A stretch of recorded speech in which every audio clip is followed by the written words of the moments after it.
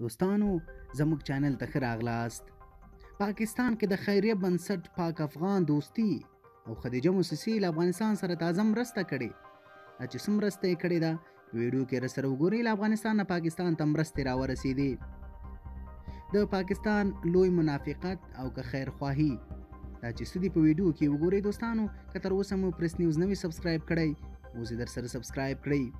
پاکستان کې د خیریه بنسټ پاک افغان دوستي او خدیجه موسسي له لوري له افغانستان سره 45 ټنه د خوراکي توکو مرسته وشوه.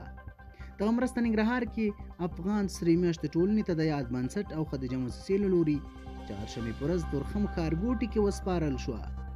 چارواکي وایي په دغه مرستو کې 3 ټنه بوره 42 ټنه اوړه شامل دي.